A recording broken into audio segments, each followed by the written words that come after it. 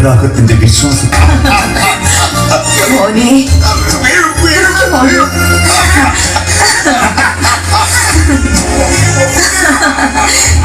എനിക്ക് വയ്യ. ഈ കുട്ടിയുടെ ഒരു കാര്യം വാ.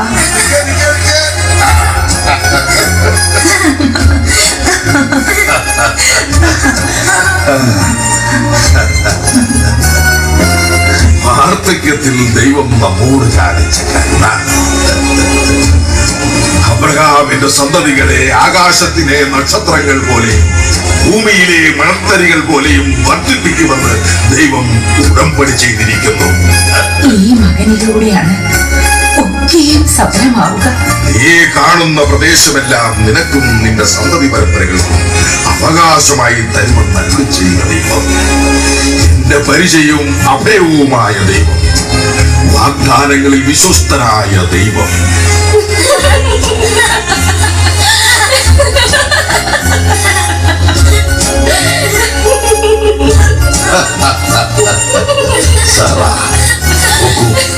ദാസിമാരോടൊപ്പം ഇസഹാക്ക്.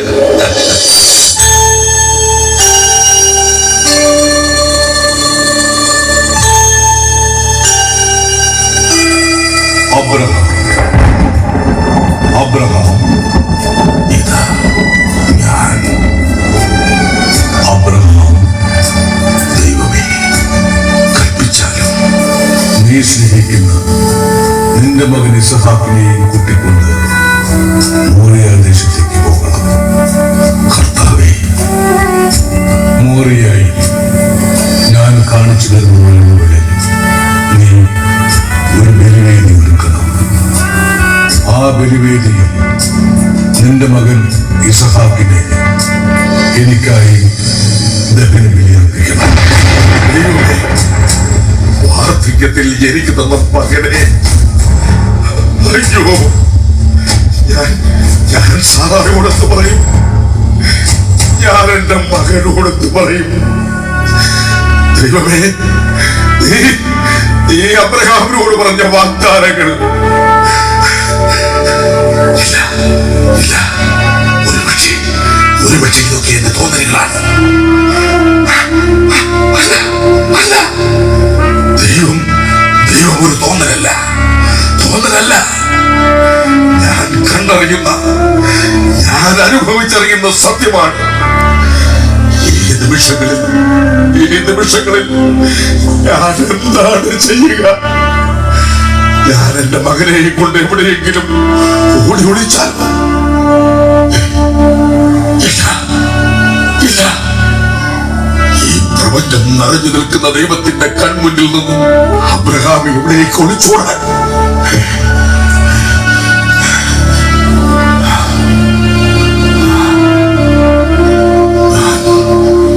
ഞാൻ എന്റെ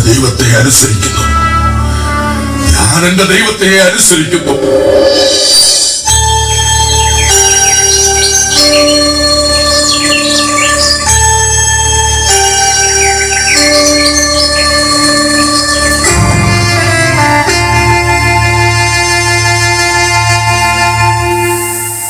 കഴുതയ്ക്ക് ജീനിയിട്ടോ? ബലിക്ക് വേണ്ട വിറകും കീറിവയ്ക്കുക. യാത്രയ്ക്ക് തയ്യാറായിക്കോളൂ, ഞങ്ങളെത്തി. ശരി. എവിടേക്കാ ഈ പുലർച്ചയ്ക്ക്? മോറിയ ദേശത്തേക്ക്. മോനെ ഒപ്പം കൂട്ടുന്ന പതിവില്ലല്ലോ, പിന്നെന്തിനാ ഇസഹാക്കിനെ ഒപ്പം കൂട്ടുന്നത്? ഇസഹാക്ക് ദൈവത്തിന്റെ മകനല്ലേ? ദൈവം തന്ന മകനല്ലേ? ദൈവത്തിന് ഒരു ദഹന ബലി അർപ്പിക്കണം. അതിന് സന്തോഷിക്കുകയല്ലേ വേണ്ടത്? എനിക്ക് സന്തോഷം. മനസ്സോടെ ബലി അർപ്പിക്കണം, പൂർണ്ണ സന്തോഷത്തോടെ. എങ്കിലേ ദൈവം പ്രസാദിക്കും.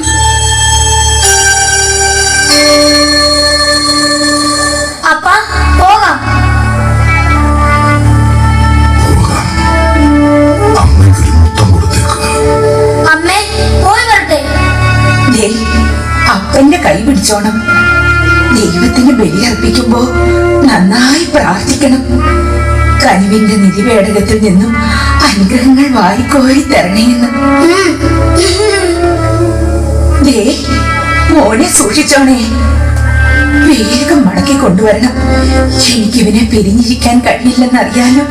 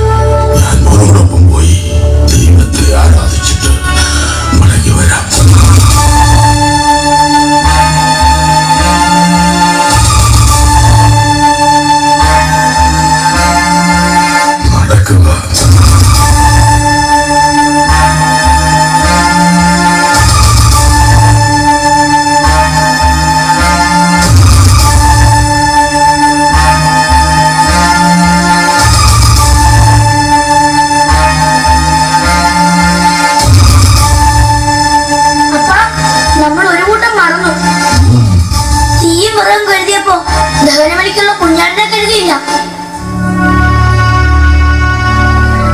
ബലിക്കുള്ള കുഞ്ഞാടിനെ ദൈവം തരും. 100-ാം വയസ്സിൽ എനിക്കൊരു മകൻ ജനിക്കും.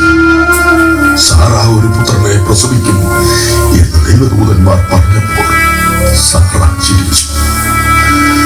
എനിക്കും വിശ്വസിക്കാൻ കഴിഞ്ഞില്ല. ദൈവം വാക്കു പാലിച്ചു. അദ്ദേഹത്തിന് അസാധ്യമായിട്ട് ഈ ലോകത്ത് എന്താണുള്ളത്? നീ അബ്രഹാമിന്റെയും സാറായുടെയും മകനല്ല, ദൈവത്തിന്റെ മകനാണ്.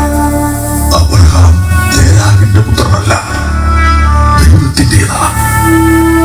ഈ ലോകവും അതിലെ സമസ്ത ജീവജാലങ്ങളും ദൈവത്തിന് അവകാശപ്പെട്ടതാണ്.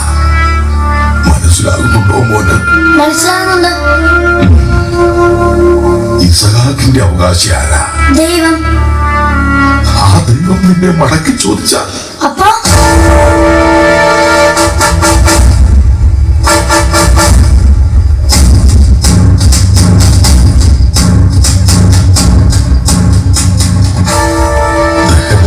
മകനെ വേണം എന്ന് ദൈവം പറഞ്ഞ മനസ്സോടെ കുറിക്കട്ടെ ഞാൻ.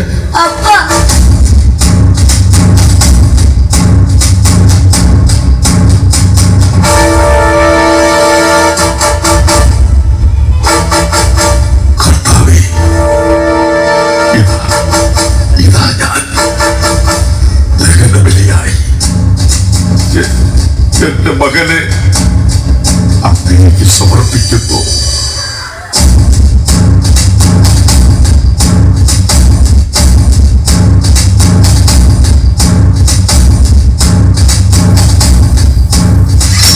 അബ്രഹാം, ഇതാ ഞാൻ. കുട്ടിയുടെ മേൽ കൈവയ്ക്കരുത്.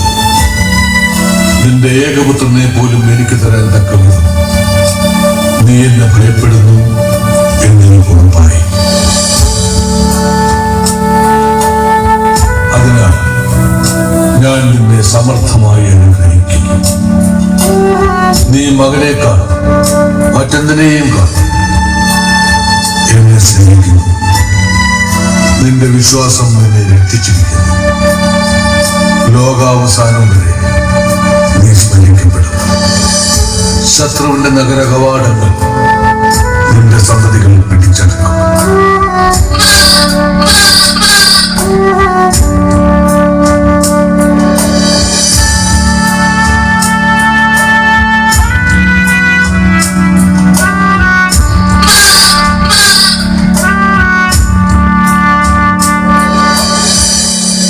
അബ്രഹാത്തിന്റെ വിശ്വാസം നമുക്ക് പാഠമാക്കണം.